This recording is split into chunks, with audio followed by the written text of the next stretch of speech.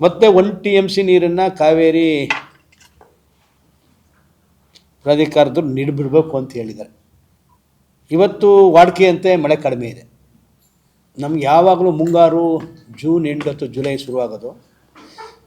ಸರ್ಕಾರಿ ಅಂಕಿಅಂಶಗಳು ಅಥವಾ ಸಂಬಂಧಪಟ್ಟಂಥ ಇಲಾಖೆ ಅಂಕಿಅಂಶಗಳ ಪ್ರಕಾರ 28% ಮಳೆ ಕೊರತೆ ಇದೆ. ಡ್ಯಾಮ್ನಲ್ಲಿ ಶೇಖರಣೆ ಇನ್ನೂ ಆಗಿಲ್ಲ. ನಾವು ಈ ತಿಂಗಳು ಕೊನೆವರೆಗೂ ಆಗಸ್ಟ್ ಫಸ್ಟ್ ವೀಕ್ವರೆಗೂ ನಾವು ನೋಡಬೇಕಾದಂಥ ಪರಿಸ್ಥಿತಿ ಇದೆ. ಅದರಿಂದ ನಿನ್ನೆ 1 TMC ನೀರನ್ನ ಬಿಡಬೇಕು ಅಂತ ಏನು ತೀರ್ಮಾನ ಆಗಿದೆ ಅದು ಸರಿಯಲ್ಲ. ರಾಜ್ಯ ಸರ್ಕಾರ ಯಾವುದೇ ಕಾರಣಕ್ಕೂ ಬಿಡಬಾರ್ದು. ಮಳೆಯ ಇವುಗಳನ್ನ ನೋಡ್ಕೊಂಡು ತೀರ್ಮಾನ ತಗೋಬೇಕು. ಈಗಾಗಲೇ ರಾಜ್ಯ ಸರ್ಕಾರ ನಿನ್ನೆ ಚರ್ಚೆ ಮಾಡಿದೆ. ನಾಳೆ ಸರ್ವಪಕ್ಷಗಳ ಸಭೆ ಮತ್ತು ಕಾವೇರಿ ಜಲ ಪ್ರದೇಶದ ಈ ಜನಪ್ರತಿನಿಧಿಗಳ ಸಭೆ ಕರೆದಿದೆ. ಅವರು ಕೂಡ ಅಪೀಲ್ ಹೋಗ್ತೀವಿ ಅಂತ ಹೇಳಿದ್ದಾರೆ. ಅದು ಸ್ವಾಗತಾರ್ಹ.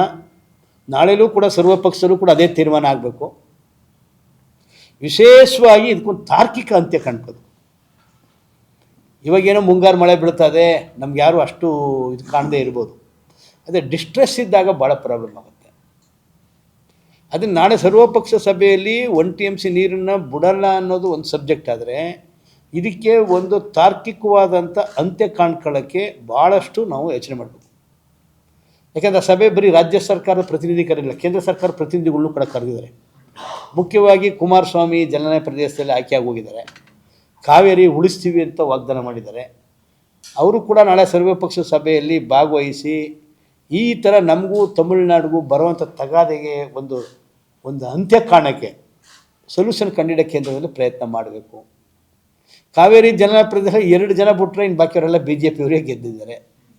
ಅದರಲ್ಲೂ ಇವಾಗ 4 ಜನ ಮಂತ್ರಿ ಆಗ್ಬಿಟ್ಟಿದ್ದಾರೆ. ನಿರ್ಮಲಾ ಸೀತಾರಾಮನ್ ಸೇರಿಸಿದ್ರೆ, ಒಂದು ಕುಮಾರಸ್ವಾಮಿ ಅವರು, ಇನ್ನೊಂದು ಸೋಮಣ್ಣ ಅವರು, ಶೋಭಾ ಕರಂದ್ಲಾಜೆ ಮತ್ತು ನಿರ್ಮಲಾ ಸೀತಾರಾಮನ್. 4 ಜನ ತಾನೆ, ಇನ್ಯಾರು ಹೆಚ್ಚಿಗೆ ಆಗಿಲ್ಲ ತಾನೆ. 4 ಜನ ಮಂತ್ರಿ ಆಗಿದೆ ನಮ್ಮ ಜಲನಯ ಪ್ರದೇಶದಿಂದ. ಈ 4 ಜನ ಮಂತ್ರಿಗಳು ಕೂಡ ಪ್ರಯತ್ನ ಮಾಡಬೇಕು. ಈಗ ಪಕ್ಷಾತೀತವಾಗಿ ಎಲ್ಲ MP ಗಳು ಕೂಡ ಪ್ರಯತ್ನ ಮಾಡಬೇಕು.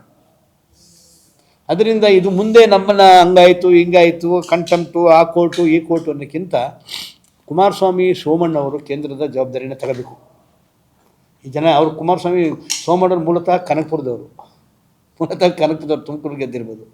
ಡ್ಯಾಮ್ ಹತ್ರನೇ ಇದೆ, ಮೆಟ್ಟೂರು ಡ್ಯಾಮ್ ಹತ್ರನೇ ಇದೆ ಅವ್ರಿಗೆ.